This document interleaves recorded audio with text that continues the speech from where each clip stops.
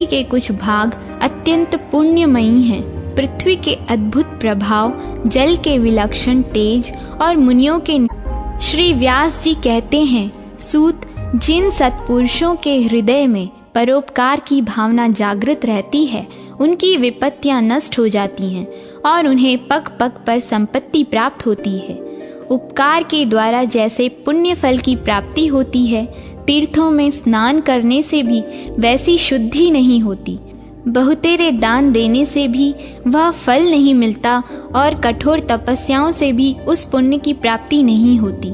परोपकार से जो धर्म होता है तथा दान आदि सत्कर्मों से जिस धर्म की प्राप्ति होती है, उन दोनों को ब्रह्मा जी ने तौला था। उस समय परोपकार जनित धर्म का ही पलड़ा भारी रहा। संपूर्ण शास्त्र का मंथन करके यही निर्णय किया गया है कि उपकार से बढ़कर कोई धर्म नहीं और अपकार से बढ़कर कोई पाप नहीं है। परोपकार जनित पुण्य के प्रभाव से ही साक्षात महालक्ष्मी का दर्शन करके मुनिवर अगस्त्य कृतार्थ हो गए।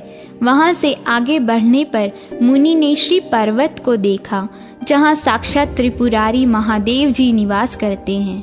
उसे देखकर मुनि के मन में बड़ी प्रसन्नता हुई और उन्होंने अपनी पत्नी से कहा, प्रिय, देखो, यह जो परम शोभायमान श्री शैल का शिखर दिखाई देता है, इसके दर्शन से मनुष्यों का इस संसार में पुनर्जन्म कभी नहीं होता। इसका विस्तार 84 योजन का है। यह संपूर्ण पर्वत शिवमय है, अतः इसकी परिक्रमा करनी चाहिए। लोपामुद्रा बोली, यदि प्राणनाथ की आज्ञा हो तो मैं कुछ निवेदन करना चाहती हूँ, क्योंकि पति की आज्ञा के बिना जो स्त्री बोलती है वह अपने धर्म से गिर जाती है। अगस्त्य जी ने कहा, देवी, तुम क्या कहना चाहती हो, कहो। तुम्हारे जैसी साध्वी स्त्रियों का वचन पति के लिए खेदजनक नहीं होता। तदनंतर मुनि को प्रणाम करके देवी लोपामुद्रा ने विनय पूर्वक पूछा, महर्षि, श्री शैल का दर्शन करके मनुष्य का पुनर्जन्म नहीं होता है? यदि यह बात सत्य है तो आप काशी की अभिलाषा क्यों करते हैं? अगस्त्य जी बोले, वराहो, सुनो, तत्व का विचार करने वाले ज्ञानी मुनियों ने बार बार यह निर्णय किया है कि मुक्ति के अनेक स्थान हैं। पहला तीर्थराज प्रयाग है, जो सर्वत्र विख्यात है। वह धर्म, अर्थ, काम और मोक्ष चारों पुरुषार्थों को देने वाला है। इसके सिवा नैमिषारण्य, कुरुक्षेत्र, गंगा द्वार, हरिद्वार, अवंती, अयोध्या, मथुरा, द्वारका, अमरावती, सरस्वती और समुद्र का संगम, गंगा सागर संगम, कांचीपुरी, त्र्यंबक तीर्थ, सप्त गोदावरी तट, कालंजर तीर्थ, प्रभास क्षेत्र, बद्रिकाश्रम, महालय, ओमकार क्षेत्र, पुरुषोत्तम क्षेत्र, जगन्नाथपुरी, गोकर्ण तीर्थ, भृगुकक्ष, भृगुतुंग, पुष्कर, श्री पर्वत और धरा तीर्थ आदि बहुत से तीर्थ मुक्तिदायक हैं। सत्य, दया आदि जो मानसिक तीर्थ हैं, वे भी मोक्ष देने वाले हैं। गया क्षेत्र भी पितरों के लिए मोक्षदायक बताया गया है। वहाँ श्राद्ध करने से मनुष्य अपने पितरों, पितामहों के ऋण से मुक्त होते हैं। लोपामुद्रा ने पूछा, महामते, आपने जिन्हें मानस तीर्थ कहा है, वे कौन कौन से हैं? बताने की कृपा करें। अगस्त्य जी ने कहा, शुभे, सत्य तीर्थ है, क्षमा तीर्थ है, इंद्रियों को वश में रखना भी तीर्थ है, सब प्राणियों पर दया करना तीर्थ है और सरलता भी तीर्थ है। दान, दम तथा संतोष ये भी तीर्थ कहे गए हैं। ब्रह्मचर्य का पालन उत्तम तीर्थ है। प्रिय वचन बोलना भी तीर्थ है। ज्ञान तीर्थ है, धैर्य तीर्थ है और तपस्या को भी तीर्थ कहा गया है। तीर्थों में भी सबसे बड़ा तीर्थ है अंतःकरण की अत्यधिक शुद्धि। पानी में शरीर को डुबो लेना ही स्नान नहीं कहलाता। जिसने दम तीर्थों में स्नान किया है, मन और इंद्रियों को संयम में रखा है, उसी ने वास्तविक स्नान किया है। जिसने मन की मैल धो डाली है, वही शुद्ध है। जो लोभी, चुगलखोर, क्रूर, पाखंडी और विषयासक्त है, वह सब तीर्थों में स्नान करके भी पापी और मलिन ही रह जाता है। केवल शरीर के मल का त्याग करने से ही मनुष्य निर्मल नहीं होता, मानसिक मल का परित्याग करने पर ही वह भीतर से अत्यंत निर्मल होता है। जल में निवास करने वाले जीव जल में ही जन्म लेते और मरते हैं, किंतु उनका मानसिक मल नहीं धुलता, इसलिए वे स्वर्ग को नहीं जाते। विषयों के प्रति अत्यंत राग होना मानसिक मल कहलाता है और उन्हीं विषयों में विराग होना निर्मलता कही गई है। यदि अपने भीतर का मन दूषित है तो मनुष्य तीर्थ स्नान से शुद्ध नहीं होता। जैसे मदिरा से भरे हुए घड़े को ऊपर से जल द्वारा सैकड़ों बार धोया जाए तो भी वह पवित्र नहीं होता, उसी प्रकार दूषित अंतःकरण वाला मनुष्य भी तीर्थ स्नान से शुद्ध नहीं होता। भीतर का भाव शुद्ध न हो तो दान, यज्ञ, तप, शौच, तीर्थ सेवन, शास्त्रों का श्रवण एवं स्वाध्याय ये सभी अतीर्थ हो जाते हैं। जिसने अपने इंद्रिय समुदाय को वश में कर लिया है वह मनुष्य जहाँ निवास करता है वहीं उसके लिए कुरुक्षेत्र, नैमिषारण्य और पुष्कर आदि तीर्थ हैं। ध्यान से पवित्र तथा ज्ञान रूपी जल से भरे हुए राग द्वेषमय मल को दूर करने वाले मानस तीर्थ में जो पुरुष स्नान करता है वह उत्तम गति को प्राप्त होता है। देवी, यह तुम्हें मानस तीर्थ का लक्षण बताया गया है। अब पृथ्वी पर जो तीर्थ हैं उनकी पवित्रता का क्या हेतु है यह सुनो। जैसे शरीर के कुछ अंग अत्यंत पवित्र माने गए हैं, उसी प्रकार पृथ्वी के कुछ भाग अत्यंत पुण्यमयी हैं। पृथ्वी के अद्भुत प्रभाव, जल के विलक्षण तेज और मुनियों के निवास स्थान होने से तीर्थ पुण्य स्वरूप माने जाते हैं। अतः जो प्रतिदिन भूमंडल के तीर्थों और मानस तीर्थों में भी स्नान करता है वह परम गति को प्राप्त होता है। जिसके हाथ पैर मन विद्या तप और कीर्ति सभी संयम में है वह तीर्थ के पूर्ण फल का भागी होता है। जो प्रतिग्रह नहीं लेता और जिस किसी भी वस्तु से संतुष्ट रहता है तथा जिसमें अहंकार का सर्वथा अभाव है वह तीर्थ फल का भागी होता है। जो दंभी नहीं है, नए नए कार्यों का प्रारंभ नहीं करता, थोड़ा खाता है, इंद्रियों को काबू में रखता है और सब प्रकार की आसक्तियों से दूर रहता है वह तीर्थ फल का भागी होता है। जो क्रोधी नहीं है, जिसकी बुद्धि निर्मल है, जो सत्य बोलने वाला और दृढ़ता पूर्वक व्रत का पालन करने वाला है, जो सब प्राणियों के प्रति अपने ही समान वर्ताव करता है वह तीर्थ फल का भागी होता है। जो तीर्थों का सेवन करने वाला धीर, श्रद्धालु और एकाग्रचित है वह पहले का पापाचारी हो तो भी शुद्ध हो जाता है। फिर जो पुण्य कर्म करने वाला है उसके लिए तो कहना ही क्या। तीर्थ सेवी मनुष्य कभी पशु योनि में जन्म नहीं लेता, कुदेश में उसका जन्म नहीं होता और वह कभी दुख का भागी नहीं होता। वह स्वर्ग भोक्ता और मोक्ष का उपाय प्राप्त कर लेता है। अश्रद्धालु, पापात्मा, नास्तिक, संशयात्मा और केवल तर्क का सहारा लेने वाला ये 5 प्रकार के मनुष्य तीर्थ सेवन का फल नहीं पाते हैं। तीर्थ यात्रा की इच्छा करने वाला मनुष्य पहले अपने घर में उपवास करके श्री गणेश जी का यथाशक्ति पूजन करे, तत्पश्चात पितरों, ब्राह्मणों और साधु पुरुषों की भी शक्ति के अनुसार पूजा करके व्रत का पारण करे। फिर प्रसन्नता पूर्वक संयम नियम का पालन करते हुए तीर्थ में जाए। वहां पहुंचकर पितरों का भली भांति पूजन करें। ऐसा करने वाला पुरुष तीर्थ के यथार्थ फल का भागी होता है।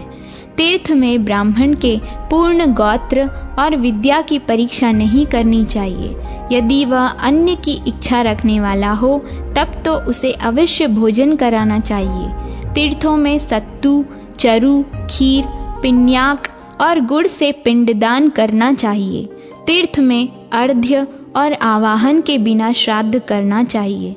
श्राद्ध के योग्य समय हो अथवा न हो, तीर्थ में पहुंचने पर श्राद्ध और तर्पण अविलंब करना चाहिए। श्राद्ध में किसी प्रकार विघ्न नहीं आने देना चाहिए।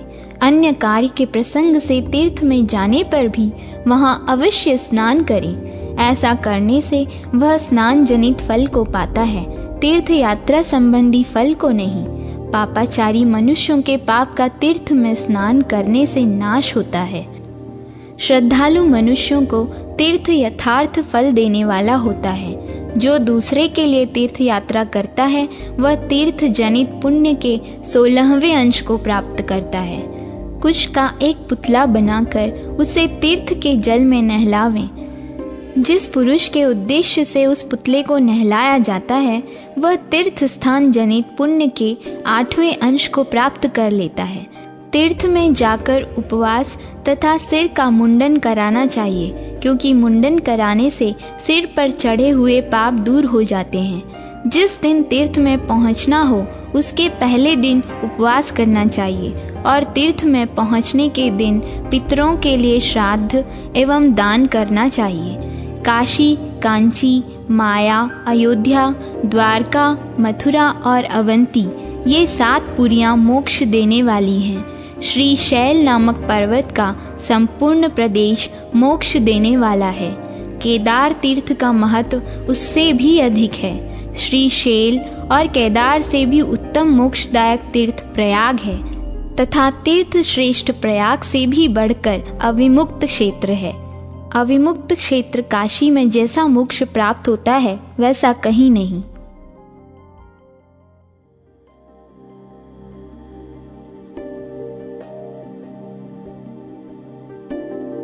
शिव शर्मा का 7 पुरियों की यात्रा करना और हरिद्वार में उसका परम धाम गमन। अगस्त जी कहते हैं, मथुरा में एक श्रेष्ठ ब्राह्मण थे। उनके पुत्र का नाम शिव शर्मा था। शिव शर्मा बड़े तेजस्वी और संपूर्ण शास्त्रों के ज्ञाता थे। जब जवानी बीत गई और कानों के समीप बाल सफेद हो गए, तब बुढ़ापा को आया हुआ देख द्विज श्रेष्ठ शिव शर्मा को बड़ी चिंता हुई। वे सोचने लगे, मेरा सारा समय पढ़ने और धनोपार्जन करने में चला गया। मैंने कर्मों की जड़ उखाड़ने में समर्थ भगवान महेश्वर की आराधना कभी नहीं की। संपूर्ण पापों का हरण करने वाले श्री हरि को भी मैंने कभी संतुष्ट नहीं किया। ये वेद, शास्त्र, धन, स्त्री, पुत्र, खेत और महल आदि परलोक में जाते समय मेरे साथ नहीं जाएंगे। इस प्रकार विचार करके शिव शर्मा ने यह निश्चय किया कि जब तक मेरा यह शरीर स्वस्थ है, जब तक मेरी इंद्रियों में विकलता नहीं आई है, तब तक मैं अपने कल्याण के लिए तीर्थ यात्रा करूंगा। यह विचार कर शुभ तिथि, शुभ दिन और शुभ लग्न में शिव शर्मा ने एक रात उपवास करके प्रातः काल पितरों का श्राद्ध किया और श्री गणेश जी तथा ब्राह्मणों को नमस्कार करके व्रत का पारण करने के पश्चात तीर्थ यात्रा के लिए प्रस्थान किया। मार्ग में ब्राह्मण ने सोचा, मैं पहले किस तीर्थ में जाऊं? इस पृथ्वी पर अनेक तीर्थ हैं। आयु क्षणभंगुर है और मन चंचल है, अतः मैं सबसे पहले सप्तपुरियों की यात्रा करूं, क्योंकि वहां सभी तीर्थ विद्यमान हैं। इस निश्चय के अनुसार वे अयोध्यापुरी में गए, सरयू में स्नान किया और वहां के भिन्न भिन्न तीर्थों में पिंडदान और तर्पण करके पितरों को संतुष्ट किया। 5 रात अयोध्या में निवास करके वे प्रसन्नता पूर्वक तीर्थराज प्रयाग को गए, जहां श्याम और श्वेत सलिल वाली सरिताओं में श्रेष्ठ देव दुर्लभ यमुना तथा गंगा जी विराज रही हैं। जिनका शरीर प्रयाग तीर्थ के जल से भीगता है, उन यज्ञकर्ताओं का इस संसार में पुनरागमन नहीं होता।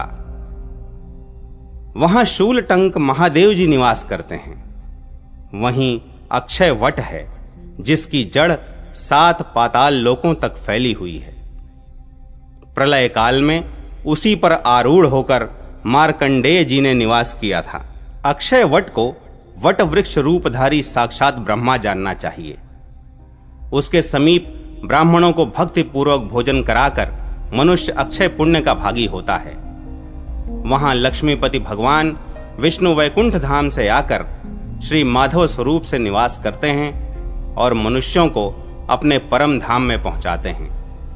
श्याम और श्वेत जल वाली 2 नदियां वैदिक मंत्रों द्वारा वर्णित हुई हैं। उन सितासित सरिताओं यमुना और गंगा में गोता लगाने वाले पुरुष अमृतत्व को प्राप्त होते हैं। माघ मास में अरुणोदय के समय प्रयाग तीर्थ में स्नान करने के लिए शिवलोक, ब्रह्मलोक, पार्वती लोक, कुमार लोक, वैकुंठ लोक और सत्य लोक से भी वहां के निवासी आते हैं। तपोलोक, जनलोक, महल लोक तथा स्वर्ग लोक के निवासी भी आते हैं। भुवर लोक, भूलोक तथा संपूर्ण नागलोक से भी वहां के रहने वाले प्राणी पधारते हैं। हिमवान आदि श्रेष्ठ पर्वत और कल्प वृक्ष आदि तरुवर भी माघ में प्रयाग स्नान करने के लिए आते हैं। प्रयाग निश्चय ही इच्छा अनुसार फल देने वाला तथा मोक्ष प्रदान करने वाला तीर्थ है। ज्ञानी पुरुष भगवान विष्णु के उस सच्चिदानंदमय पद को सदा देखते हैं।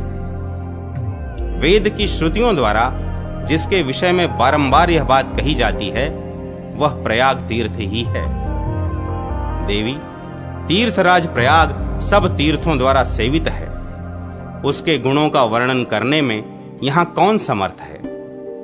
उत्तम बुद्धि वाले शिव शर्मा प्रयाग के गुणों को जानकर माघ भर वहीं रहे।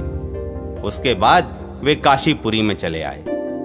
वहां प्रवेश करते ही उन्हें पुरी की द्वार देहली पर भगवान गणेश जी का दर्शन हुआ।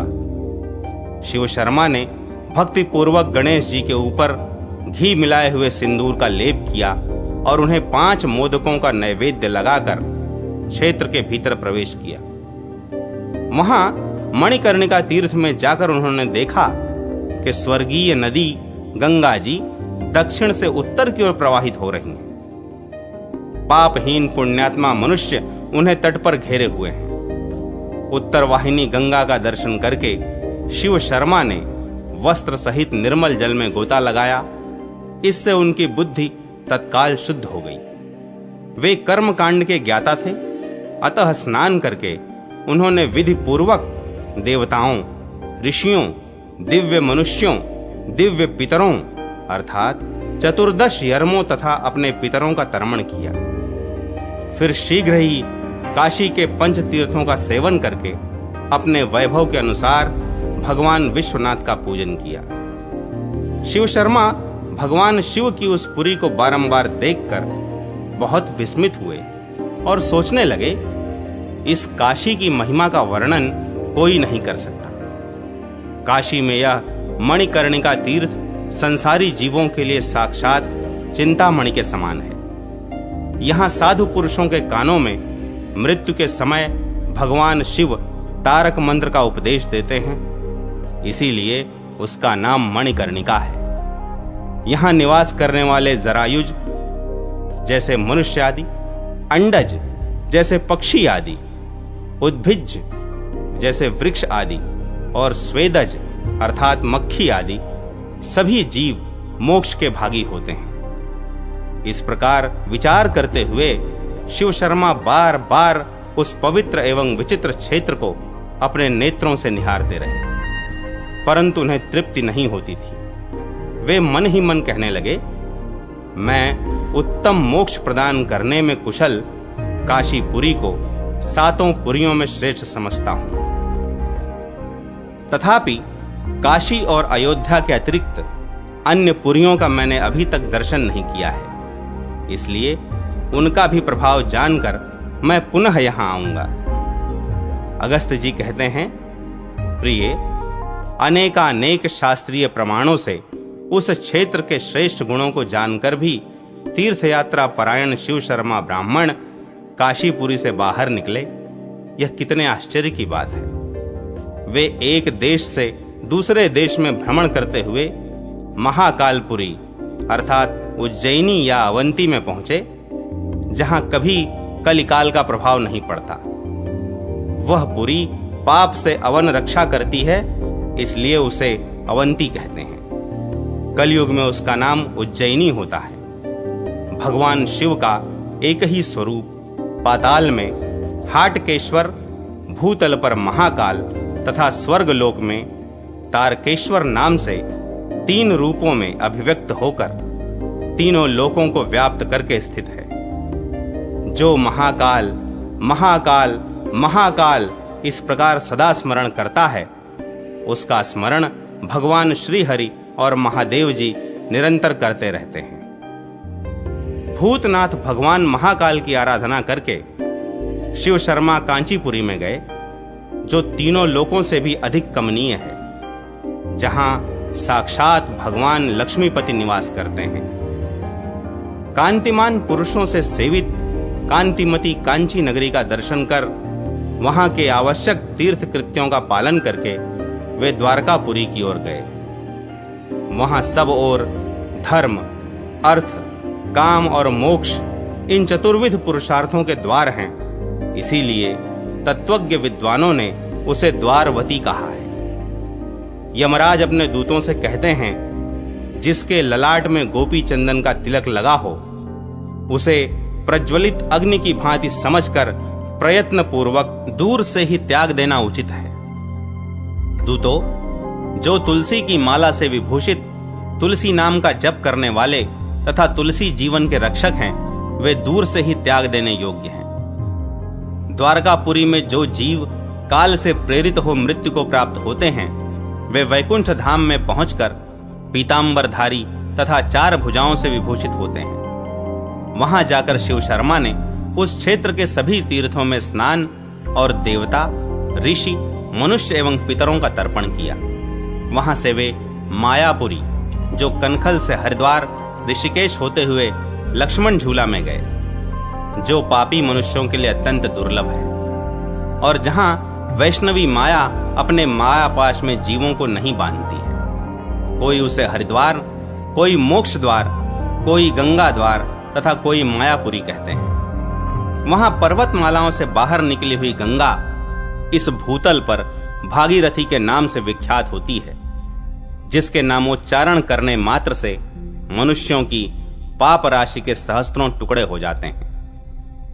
ज्ञानी पुरुष हरिद्वार को वैकुंठ का एक सोपान कहते हैं। वहां स्नान करने वाले पुरुष भगवान विष्णु के परम पद को प्राप्त होते हैं। उस तीर्थ में उपवास करके उन्होंने प्रातःकाल गंगा में स्नान किया और जो जो तर्पण करने योग्य है उन देवताओं, ऋषियों तथा पितरों का तर्पण करके ज्यों ही पारणा करने का विचार किया, त्यों ही वे शीत ज्वर से आक्रांत हो थर-थर कांपने लगे। एक तो वे परदेश में थे, दूसरे अकेले ही वहां आए थे, कोई भी सहायक नहीं था। इस दशा में अत्यंत ज्वर से पीड़ित होने पर उनके मन में बड़ी भारी चिंता हुई। वे सोचने लगे, यह कैसी विपत्ति आ गई। किंतु अब अत्यंत संताप देने वाली व्यर्थ की चिंताओं से क्या लाभ। मैं परम कल्याणकारी भगवान विष्णु और शिव का चिंतन करूं। मैंने मुक्ति के एक उपाय का तो भली भांति साधन कर लिया। मुक्ति देने वाली 7 पुरियों का अपने नेत्रों से दर्शन किया है। संग्राम में अथवा तीर्थ में मृत्यु होना श्रेष्ठ है। यह शरीर हाड़ और चाम का संग्रह है। इसके द्वारा यहां मृत्यु होने से मैं निश्चय ही कल्याणमयी मुक्ति प्राप्त करूंगा। इस प्रकार चिंतन करते हुए शिव शर्मा को अत्यंत भयंकर पीड़ा हुई। करोड़ों बिच्छुओं के डंक मारने से मनुष्य की जो दशा हो सकती है, वही शिव शर्मा को भी प्राप्त हुई। मैं कौन हूं, कहां हूं, इसकी सुध न रही। स्मरण करने योग्य सभी बातें भूल गईं। 2 सप्ताह रोगग्रस्त रहकर शिव शर्मा मृत्यु को प्राप्त हुए। इतने में ही वहां वैकुंठ धाम से विमान आया। उस पर सुंदर मुख और 4 भुजा वाले पुण्यशील और सुशील नामक 2 पार्षद विराजमान थे। शिव शर्मा ब्राह्मण ने उस विमान पर बैठकर चतुर्भुज रूप धारण कर लिया और पीतांबर एवं दिव्य आभूषणों से विभूषित हो आकाश मार्ग की शोभा बढ़ाते हुए वहां से प्रस्थान किया। शिव शर्मा और विष्णु पार्षदों का संवाद तथा विभिन्न लोकों का वर्णन। शिव शर्मा ने कहा, हे विष्णु पार्षदों, आप दोनों पुण्यात्मा हैं। आप दोनों के नेत्र कमल दल के समान परम सुंदर हैं। मैं आपके नाम को नहीं जानता, परंतु आकृति से कुछ कुछ समझता हूं। आप दोनों पुण्यशील और सुशील नाम वाले गण हैं, ऐसा मेरा अनुमान है। दोनों गण बोले, ठीक है, तुमने जैसा कहा है वही हमारा नाम है। दिव्य रूपधारी ब्राह्मण शिव शर्मा ने पूछा, यह कौन सा लोक है? दोनों गण बोले, यह पिशाच लोक है।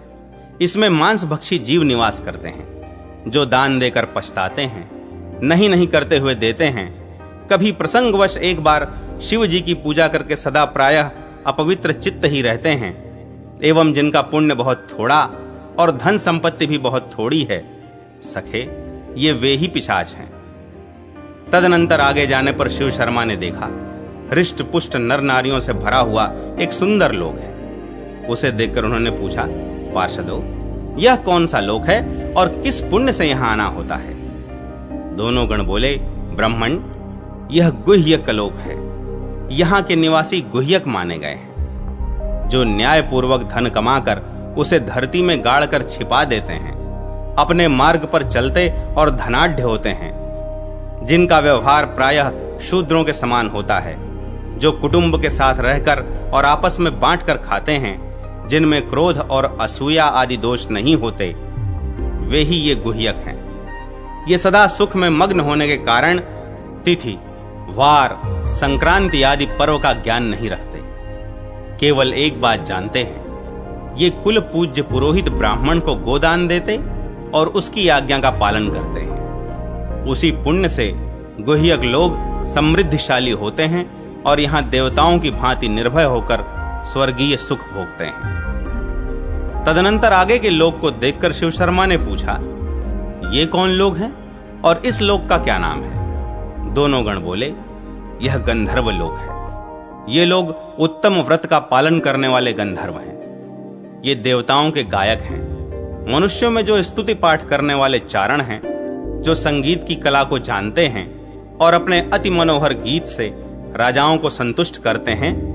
वे राजाओं के प्रसाद से प्राप्त हुए उत्तम वस्त्र, धन, द्रव्य और सुगंधित कर्पूर आदि अनेक पदार्थों को जब ब्राह्मणों के लिए दान देते हैं, तब उसी पुण्य से उनको यह गंधर्व लोक प्राप्त होता है।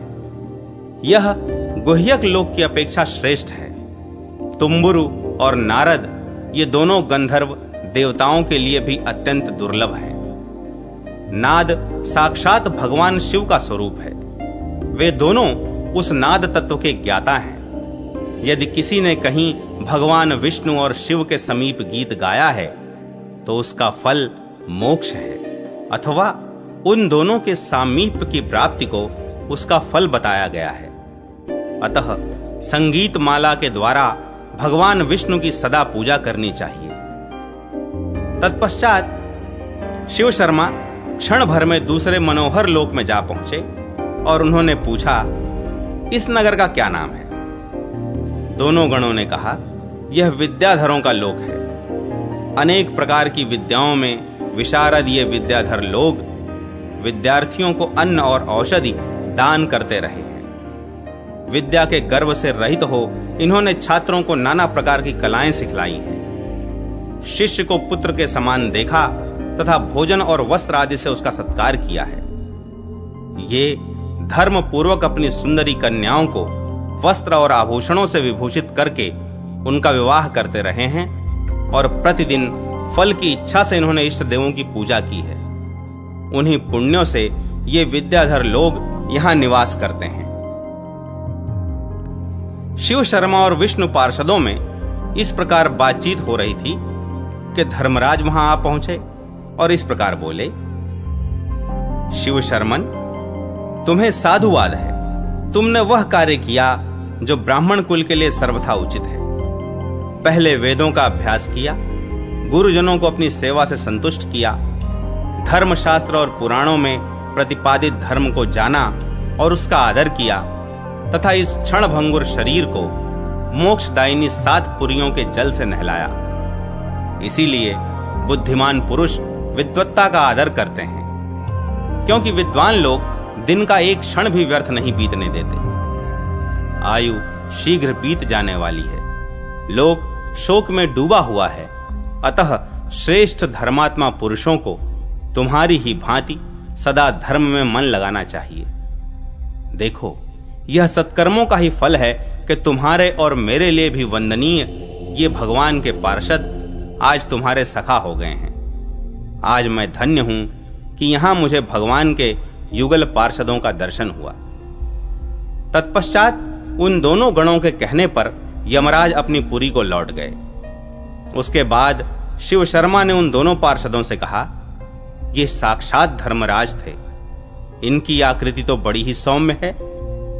यह संयमनी पुरी भी अतिशय शुभ लक्षणों से संपन्न है, जिसका नाम सुनकर भी पापी जीव अत्यंत भयभीत हो उठते हैं। मर्त्यलोक में मनुष्य यमराज के स्वरूप का अन्य प्रकार से वर्णन करते हैं, परंतु मैंने यहां इन्हें और ही प्रकार से देखा है। इसका क्या कारण है, यह आप लोग बतलावें। दोनों गण बोले, सौम्य, सुनो, तुम जैसे पुण्यात्मा पुरुषों को ही यह अत्यंत सौम्य दिखाई देते हैं, क्योंकि धर्मराज स्वभाव से ही धर्म मूर्ति हैं।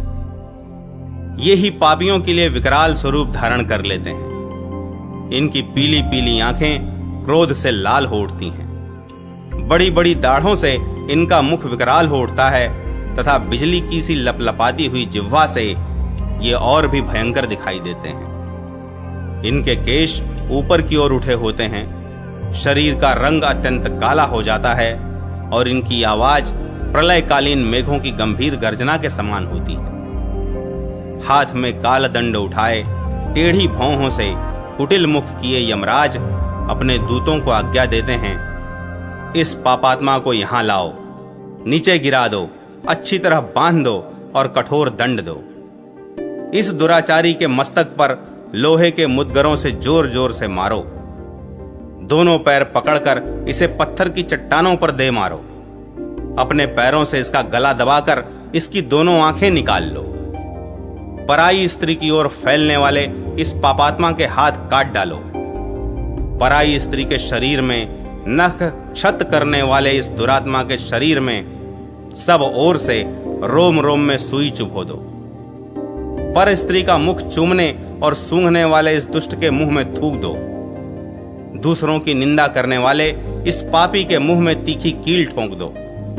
इस कुल कलंकिनी कुलटा को तपाए हुए लोहे के बने उपपति के शरीर से सटा दो। जो अजितेंद्रिय पुरुष अपने ही ग्रहण किए हुए नियमों का त्याग करता है, उस दुष्टात्मा को भ्रमरदंश नामक नरक में बार बार गिराओ। इत्यादि बातें कहते हुए यमराज का शब्द दुराचारी पुरुषों को दूर से ही सुनाई देता है। पापात्माओं को यमराज अत्यंत भयंकर दिखाई देते हैं। जो राजा इस जगत में अपने औरस पुत्रों की भांति प्रजा का पालन करते और धर्म के अनुसार दंड देते हैं, वे यमराज की सभा के सदस्य होते हैं। जो ब्राह्मण, क्षत्रिय और वैश्य सदा अपने धर्म में तत्पर रहते हैं तथा दूसरे भी जो संयमी जीवन व्यतीत करने वाले हैं, वे सब लोग संयमनी पुरी में धर्म सभा के सदस्य होकर निवास करते हैं। उशीनर, सुधन्वा, वृषपर्वा, जयद्रथ, रजि, सहस्त्रजीत, कुक्षी, दृढ़धन्वा, रिपुंजय, युवनाश्व, दंतवक्र, शत्रुओं का भी मंगल चाहने वाले नाभाग, करंधम, धर्मसेन, परमर्द तथा परांतक, ये और दूसरे से भी बहुत से नीतिज्ञ राजा जो धर्म और अधर्म का विचार करने में कुशल हैं, धर्मराज की सुधर्मा सभा में बैठते हैं। यमराज अपने दूतों से कहते हैं, मेरे सेवकों, जो मनुष्य गोविंद, माधव, मुकुंद, हरे, मुरारे, शंभु, शिव, ईश, चंद्रशेखर, शूलपाणी, दामोदर, अच्युत, जनार्दन और वासुदेव इत्यादि नामों का सदा उच्चारण करते रहते हैं, उनको दूर से ही त्याग देना। दूतों, जो लोग सदा गंगाधर, अंधकरिपु, हर, नीलकंठ, वैकुंठ, कैटभरिपु, कमठ, पद्मपाणि, भूतेश, खंड परशु, मृड, चंडिकेश आदि नामों का जप करते हैं, वे तुम्हारे लिए सर्वथा त्याज्य हैं। मेरे दूतों, विष्णु, नरसिंह, मधुसूदन, चक्रपाणि, गौरीपति, गिरीश, शंकर, चंद्रचूड़, नारायण, असुर विनाशन, शारंगपाणि इत्यादि नामों का सदा जो लोग कीर्तन करते रहते हैं, उन्हें भी दूर से ही त्याग देना उचित है। अगस्त्य जी कहते हैं, प्रिय लोपामुद्रे, इस प्रकार पाप रहित मनोरम कथा का श्रवण करते हुए शिव शर्मा ने प्रसन्न मुख होकर अपने सामने अप्सराओं की पुरी देखी। शिव शर्मा का सूर्य लोक में पहुंचकर सूर्य देव की महिमा श्रवण करना। अगस्त्य जी कहते हैं, तदनंतर विमान पर बैठे हुए शिव शर्मा सूर्य लोक में जा पहुंचे। उन्होंने सूर्य देव को हाथ जोड़कर प्रणाम किया। भगवान सूर्य अपने भ्रूभंग मात्र से उनके प्रणाम को स्वीकार करके क्षण भर में आकाश मार्ग में बहुत दूर निकल गए। तब शिव शर्मा ने भगवत पार्षदों से पूछा, भगवान सूर्य का लोक कैसे प्राप्त होता है? भगवान विष्णु के पार्षदों ने कहा, ब्राह्मण सुनो, जो समस्त प्राणियों के एकमात्र नियंता, परम कारण, नाम और गोत्र से रहित तथा रूप आदि से शून्य हैं, जिनकी भौहों के विलास मात्र से जगत की सृष्टि और प्रलय होते हैं, वे सर्वात्मा वेद पुरुष ऐसा कहते हैं कि जो आदित्य मंडल में अंतर्यामी पुरुष सूर्य देव हैं, वही मैं हूं। जो गायत्री मंत्र की दीक्षा प्राप्त करके तीनों काल में ठीक समय पर संध्योपासना, सूर्योपस्थापन तथा गायत्री मंत्र का जाप नहीं करता, वह 1 सप्ताह में स्वधर्म से भ्रष्ट हो जाता है, इसमें संशय नहीं। प्रातः काल संध्योपासना करके गायत्री मंत्र का जप करते हुए तब तक खड़ा रहे जब तक कि सूर्य देव का आधा उदय न हो जाए। सायंकाल में मौन भाव से आसन पर बैठे हुए ही तब तक जप करता रहे जब तक ताराओं का उदय न हो जाए। मध्याह्न संध्या में सूर्य की ओर मुख करके जप करना चाहिए। समय पर ही अन्न आदि औषधियों में फल लगते हैं, समय पर ही वृक्षों में फूल खिलते हैं और समय पर ही मेघगण पानी बरसाते हैं। इसलिए संध्या के लिए उचित काल का उल्लंघन न करें। जिसने समय पर भगवान सूर्य को गायत्री मंत्र से अभिमंत्रित जल की 3 अंजलियां प्रदान की, उसने क्या तीनों लोगों का दान नहीं कर दिया? ठीक समय से उपासना करने पर भगवान सूर्य मनुष्य को आयु, आरोग्य, ऐश्वर्य, धन, पशु, मित्र, पुत्र, स्त्री, भांति भांति के क्षेत्र, 8 प्रकार के भोग, स्वर्ग तथा मोक्ष क्या क्या नहीं देते। सब मंत्रों में प्रणव सहित गायत्री दुर्लभ है। तीनों वेदों में गायत्री से बढ़कर कोई मंत्र नहीं बताया गया है। गायत्री के समान मंत्र काशी के सदृश पुरी तथा भगवान विश्वनाथ के तुल्य शिव मूर्ति कहीं नहीं है। गायत्री वेदों की माता और ब्राह्मणों की जननी है।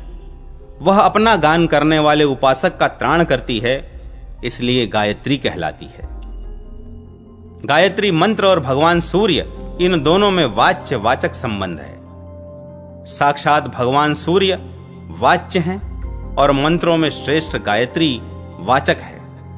गायत्री के प्रभाव से ही जितेंद्रिय विश्वामित्र क्षत्रिय होने पर भी राजर्षि पद का परित्याग करके ब्रह्मर्षि पद को प्राप्त हुए। गायत्री ही परम विष्णु है, गायत्री ही परम शिव है, गायत्री ही परम ब्रह्मा है और गायत्री ही तीनों वेद है। जो ब्राह्मण क्षत्रिय आदि आलस्य छोड़कर सूर्य देवता संबंधी वैदिक सूक्तों द्वारा सदैव भगवान सूर्य का उपस्थान करते और उन्हें मस्तक झुकाते हैं, वे साक्षात सूर्य के ही समान हैं। सूर्य ग्रहण के समय जो कुछ स्नान, दान, जप, होम तथा श्राद्ध आदि सत्कर्मों का अनुष्ठान किया जाता है, वह सब भगवान सूर्य के सामीप्य की प्राप्ति में सहायक होता है। हंस, भानु, सहस्त्रांशु, तपन, तापन, रवि, विकर्तन, विवस्वान, विश्वकर्मा, विभावसु, विश्वरूप, विश्वकर्ता, मार्तंड, मिहिर, अंशुमान, आदित्य, उष्णगु, सूर्य, अर्यमा, ब्रह्म, दिवाकर, द्वादशात्मा, सप्तह्य, भास्कर, अहस्कर, खग, सूर, प्रभाकर, श्रीमान, लोकचक्षु, ग्रहेश्वर, त्रिलोकेश, लोकसाक्षी, तमारी, शाश्वत, शुचि, गभस्तिहस्त, तीव्रांशु, तरणि, सुमहोरणि, द्युमणि, हरिदश्व, अर्क, भानुमान, भयनाशन, छंदोश्व, वेदवेद्य, भास्वान, पूषा, वृषाकपि, एक चक्र रथ, मित्र, मंदेहारी, तमिश्रहा, दैत्यहा, पापहर्ता, धर्म, धर्म प्रकाशक, हेलिक, चित्रभानु, कलिघ्न, ताक्षर्य वाहन, तिक्पति, पद्मिनी नाथ, कुशेशयकर, हरि, धर्मरश्मि, दुर्निरीक्ष्य, चंडांशु और कश्यपात्मज, सूर्य देव के इन परम पवित्र नामों के आदि में प्रणव और अंत में नमः शब्द जोड़कर प्रत्येक नाम को चतुर्थ्यंत करके उसका उच्चारण करते हुए भगवान सूर्य को अर्घ देना चाहिए। यथा ओम हंसाय नमः, ओम भानवे नमः इत्यादि। अर्घ की विधि इस प्रकार है। दोनों हाथों में निर्मल ताम्र पात्र लेकर उसे जल से भर लें। उसमें कनेर आदि के पुष्प, रक्तचंदन, दूर्वा दल और अक्षत डाल दें। तत्पश्चात पृथ्वी पर दोनों घुटने टेक कर सूर्य की ओर देख देख कर एक एक नाम का पूर्वोक्त रूप से उच्चारण करते हुए अर्घ्य पात्र को अपने मस्तक के पास लाकर परम पूजनीय सूर्य देव को ध्यान पूर्वक अर्घ्य दे। सूर्योदय और सूर्यास्त के समय महामंत्र रहस्य रूप इन 70 नामों के द्वारा प्रत्येक नाममय मंत्र के साथ सूर्य देव को नमस्कार करना चाहिए।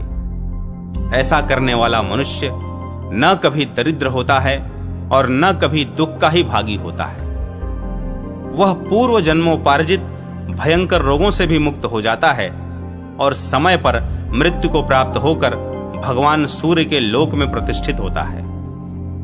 इस पुण्य कथा को सुनते हुए शिव शर्मा ने क्षण भर में देवराज इंद्र के लोक में पहुंचकर उनकी महापुरी का दर्शन किया। इंद्रलोक तथा अग्निलोक का वर्णन। विश्वानर मुनि के द्वारा की हुई आराधना से प्रसन्न होकर शिव जी का उन्हें वरदान देना। शिव शर्मा ने पूछा, यह उत्तम पुरी किसकी है? दोनों भगवत पार्षदों ने कहा, महाभाग, यह देवराज इंद्र की पुरी है। विश्वकर्मा जी ने बड़ी भारी तपस्या के बल से इस पुरी का निर्माण किया है। इस अमरावती में कपड़ा बुनने वाले और आभूषण बनाने वाले नहीं रहते, क्योंकि यहां कल्प वृक्ष ही सबको रुचि के अनुसार वस्त्र और आभूषण देता है। यहां रसोई बनाने के कार्य में कुशल रसोइये भी नहीं हैं। एकमात्र कामधेनु ही यहां संपूर्ण रसों को प्रस्तुत करती है। यही सहस्त्र नेत्रों वाले इंद्र हैं। यही स्वर्ग लोक के अधिपति हैं। इन्होंने 100 अश्वमेघ यज्ञों का अनुष्ठान किया है, इसलिए ये इंद्रदेव शतमन्यु कहलाते हैं। अग्नि आदि 7 लोकपाल इनकी उपासना करते हैं। जो कोई भी जितेंद्रिय पुरुष पृथ्वी पर निर्विघ्नता पूर्वक 100 अश्वमेघ यज्ञों का अनुष्ठान पूरा कर लेता है, वह इंद्रपुरी में जाकर इंद्र पदवी को पाता है। जिन्होंने 100 यज्ञ पूरे नहीं किए हैं, वे यज्ञकर्ता राजा भी इस लोक में निवास करते हैं। जो ब्राह्मण ज्योतिष्टोम आदि यज्ञों द्वारा यजन करते हैं, वे भी इस लोक में निवास करते हैं। जो तुला पुरुष दान आदि 16 महादानों का अनुष्ठान करते हैं, वे शुद्ध चित्त वाले पुण्यात्मा पुरुष अमरावती पुरी को प्राप्त करते हैं। जो संग्राम में कभी पीठ नहीं दिखाते, कायरों की सी बात नहीं करते, धीरता पूर्वक पराक्रम दिखाते हुए वीर शैया पर वीर गति को प्राप्त होते हैं, वे राजा भी यहां निवास करते हैं। यज्ञ विद्या में कुशल यज्ञकर्ता मनुष्य भी यहां निवास करते हैं। इस प्रकार देवराज इंद्र के नगर की स्थिति संक्षेप से बताई गई है। अब तुम इस ज्योतिर्मयी अग्निपुरी की ओर देखो। जो उत्तम व्रत का पालन करने वाले पुरुष अग्निदेव के उपासक हैं, वे इस लोक में निवास करते हैं। अग्निहोत्र परायण ब्राह्मण, अग्निसेवी ब्रह्मचारी तथा पंचाग्नि व्रत का पालन करने वाले तपस्वी अग्निलोक में अग्नि के समान तेजस्वी होकर रहते हैं। जो सर्दी के समय शीत का कष्ट दूर करने के लिए सूखे काठ दान करते तथा मंदाग्नि रोग वाले मनुष्य के जठराग्नि की वृद्धि के लिए वैश्वानर चूर्ण आदि औषध प्रदान करते हैं, वे चिरकाल तक अग्निलोक में निवास करते हैं। जो यज्ञ के लिए उपयोगी सामग्री अथवा धन अपनी शक्ति के अनुसार देते हैं, वे अर्चिष्मती पुरी में स्थान पाते हैं। द्विजातियों के लिए एकमात्र अग्नि देवता ही परम कल्याणकारी हैं। गुरु, देवता, व्रत और तीर्थ सब अग्नि ही हैं। सभी अपवित्र वस्तुएं अग्नि के संसर्ग में आने पर क्षण भर में पवित्र हो जाती हैं, अतएव उनका नाम पावक है। अग्निदेव त्रिभुवन के स्वामी परमेश्वर के नेत्र हैं। जब संसार घोर अंधकार से आच्छादित हो जाता है, उस समय उनके सिवा दूसरा कौन प्रकाशक होता है।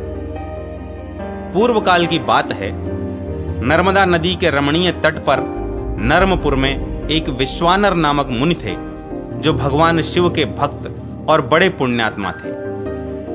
एक समय भगवान शिव का ध्यान करके वे मन ही मन विचार करने लगे कि चारों आश्रमों में कौन सा आश्रम सत्पुरुषों के लिए विशेष कल्याणकारक है, जिसका भली भांति पालन करने पर इहलोक और परलोक में भी सुख होता है।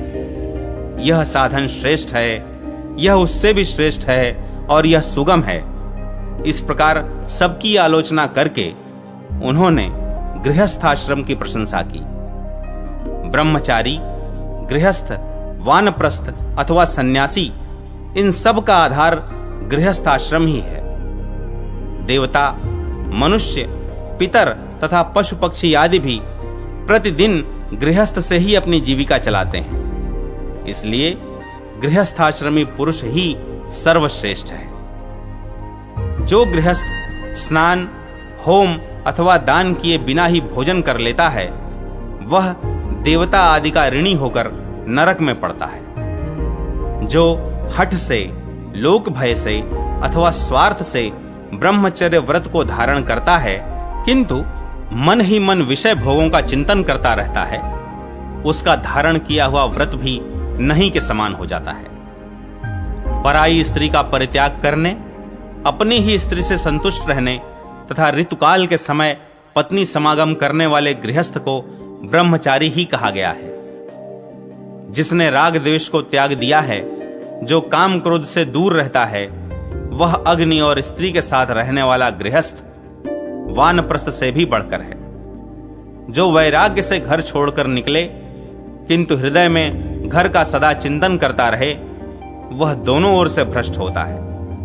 उसको न तो गृहस्थ कहा जा सकता है और न वानप्रस्थ ही। जो गृहस्थ ब्राह्मण बिना मांगे प्राप्त हुई जीविका से जीवन निर्वाह करता है और जिस किसी वस्तु से भी संतुष्ट रहता है, वह सन्यासी से भी बढ़कर है।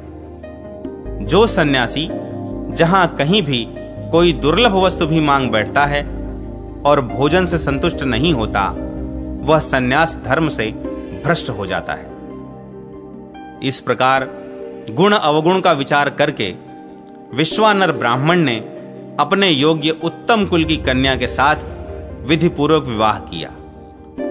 वे अग्नि सेवा में तत्पर रहते, पंच यज्ञों का अनुष्ठान करते, सदा यजन याजन, अध्ययन अध्यापन और दान प्रतिग्रह, इन 6 कर्मों में संलग्न रहते तथा देवता, पितर एवं अतिथियों से प्रेम रखते थे।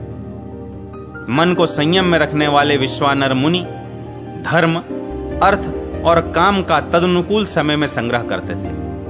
दोनों दंपति एक दूसरे के अनुकूल चलते थे, अतः उनमें परस्पर कोई संकोच नहीं था।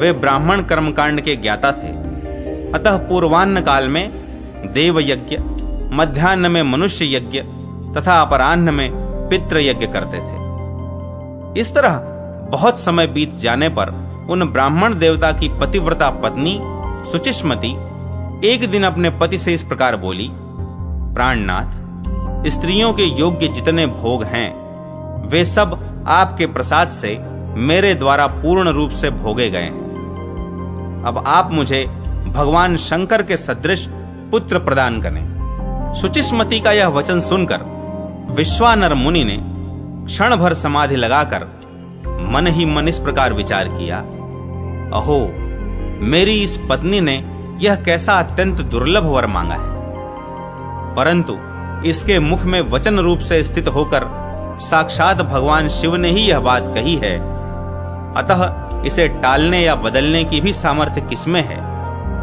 यूं सोच विचार कर विश्वानर मुनि ने पत्नी से कहा, प्रिय, ऐसा ही होगा।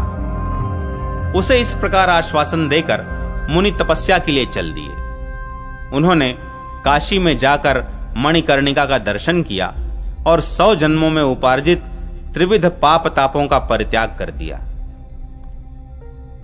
विश्वेश्वर आदि संपूर्ण शिवलिंगों का दर्शन करके सभी कुंडों, बावड़ियों, कुओं और तालाबों में स्नान किया। संपूर्ण गणेश विग्रहों को नमस्कार करके समस्त गौरी विग्रहों के चरणों में मस्तक झुकाया। तत्पश्चात पापों का भक्षण करने वाले कालराज भैरव का भली भांति पूजन करके आदि केशव आदि श्री विष्णु विग्रहों को संतुष्ट किया। फिर लोलार का आदि सूर्य विग्रहों को बार बार नमस्कार करके सब तीर्थों में पिंडदान किया।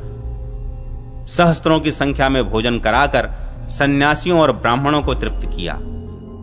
तदनंतर वे बार बार यह सोचने लगे कि कौन सा शिवलिंग शीघ्र सिद्धि प्रदान करने वाला है। क्षण भर सोच विचार करने के बाद वे इस निर्णय पर पहुंचे कि जहां सिद्धि रूपिणी विकटा देवी प्रकट हुई हैं और जहां सिद्धि विनायक जी सब विघ्नों का निवारण करके समस्त सिद्धियां प्रदान करते हैं, वह सिद्धि क्षेत्र ही अविमुक्त क्षेत्र में सबसे प्रधान स्थान है। वहां वीरेश्वर नाम से प्रसिद्ध शिवलिंग अत्यंत गुह्यतम माना गया है। काशी में ऐसी भूमि नहीं है जहां कोई शिवलिंग न हो, परंतु वीरेश्वर लिंग के समान शीघ्र सिद्धि प्रदान करने वाला तथा धर्म, अर्थ, काम एवं मोक्ष देने वाला दूसरा लिंग नहीं है। शिव भक्तों में श्रेष्ठ चंद्रमौली तथा भरद्वाज जी पूर्व काल में वीरेश्वर की आराधना करके उनकी महिमा का गान करते हुए उन्हीं में लीन हो गए। नागराज शंखचूड़ ने भी प्रतिदिन रात में अपने फनों की मणियों से बार बार आरती उतारते हुए 6 महीने में सिद्धि प्राप्त कर ली।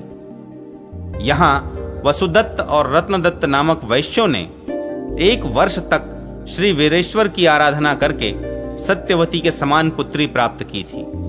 अतः मैं भी यहाँ तीनों काल वीरेश्वर की आराधना करके अपनी स्त्री की रुचि के अनुसार शीघ्र ही पुत्र प्राप्त करूंगा। धीर बुद्धि वाले विप्रवर विश्वानर ने ऐसा निश्चय करके चंद्रकूप के जल से स्नान किया और व्रत की दीक्षा ले नियम ग्रहण किया। वे 1 मास तक प्रतिदिन केवल 1 बार भोजन करते रहे। फिर दूसरे मास में दिन भर उपवास करके केवल रात में ही भोजन करते रहे। फिर 1 मास तक बिना मांगे जो कुछ मिल जाए उसी पर निर्वाह करते रहे। उसके बाद पूरे 1 मास तक उन्होंने अखंड उपवास किया। तदनंतर 1 मास तक दूध पीकर, 1 मास तक साग और फल खाकर, 1 महीने तक मुट्ठी भर तिल चबाकर और 1 महीने तक केवल जल पीकर जीवन निर्वाह किया। तत्पश्चात 1 मास तक वे केवल पंचगव्य पीकर रहे। 1 मास तक चांद्रायण व्रत में लगे रहे। 1 मास तक कुशा के अग्रभाग पर जितना जल आता है उतना ही पीकर तप करते रहे और 1 मास तक उन्होंने केवल वायु का आहार किया। इसके बाद 13वें मास में गंगा जी के जल में स्नान करके वे प्रातः काल ज्यों ही भगवान वीरेश्वर के समीप गए, त्यों ही उस लिंग के मध्य भाग में उन्हें एक विभूति भूषित 8 वर्षीय सुंदर बालक दिखाई दिया। उसके नेत्र कानों के समीप तक फैले हुए थे, ओंठ बहुत ही लाल थे, मस्तक पर पीले रंग की जटा का मनोहर मुकुट शोभा पा रहा था। वह बालक नंगा था और उसके मुख पर हास्य की छटा छा रही थी। उसने बालकोचित वेशभूषा धारण कर रखी थी। वह मनोहर बालक वैदिक सूक्तों का पाठ करता और खेल खेल में ही हंसता था। उसे देखकर विश्वानर के शरीर में आनंदातिरेक से रोमांच हुआया और वे गदगद कंठ से बोल उठे, नमस्कार है, नमस्कार है। तत्पश्चात उन्होंने इस प्रकार स्तवन किया, यहां सब कुछ एकमात्र अद्वितीय ब्रह्म ही है। यह बात सत्य है, सत्य है। इस विश्व में भेद या नानात्व कुछ भी नहीं है। इसलिए एक अद्वितीय रूप आप महेश्वर की मैं शरण लेता हूं। शंभो, आप रूप रहित अथवा एक रूप होकर भी जगत के नाना स्वरूपों में अनेक की भांति प्राप्त होते हैं। ठीक उसी तरह जैसे जल के भिन्न भिन्न पात्रों में एक ही सूर्य अनेकवत दृष्टिगोचर होता है, अतः आपके सिवा और किसी स्वामी की मैं शरण नहीं लेता। जैसे रज्जु का ज्ञान हो जाने पर सर्प का भ्रम मिट जाता है, सीपी का बोध होते ही चांदी की प्रतीति नष्ट हो जाती है, तथा मृग मरीचिका का निश्चय होने पर उसमें प्रतीत होने वाला जल प्रवाह असत्य सिद्ध हो जाता है, उसी प्रकार जिनका ज्ञान होने पर सब और प्रतीत होने वाला यह संपूर्ण प्रपंच उन्हीं में विलीन हो जाता है, उन महेश्वर की मैं शरण लेता हूं। शंभो, जैसे जल में शीतलता, अग्नि में दाहकता, सूर्य में ताप, चंद्रमा में आह्लाद, पुष्प में सुगंध तथा दूध में घी स्थिति है, उसी प्रकार संपूर्ण विश्व में आप व्याप्त हैं। इसलिए मैं आपकी ही शरण लेता हूं। आप बिना कान के ही शब्द को सुनते हैं, नासिका के बिना ही सूंघते हैं, पैरों के बिना ही दूर से चले आते हैं, नेत्रों के बिना ही देखते और रसना के बिना ही रस का अनुभव करते हैं। आपको यथार्थ रूप से कौन जानता है? अतः मैं आपकी ही शरण लेता हूं। ईश, वेद भी आपके साक्षात स्वरूप को नहीं जानता। बड़े बड़े योगीश्वर तथा इंद्र आदि देवता भी आपको यथार्थ रूप से नहीं जानते, परंतु आपका भक्त आपकी ही कृपा से आपको जानता है।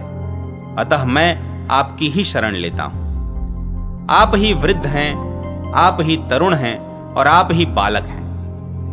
कौन सा ऐसा तत्व है जो आप नहीं हैं? सब कुछ आप ही हैं। अतः मैं आपके चरणों में मस्तक नवाता हूं।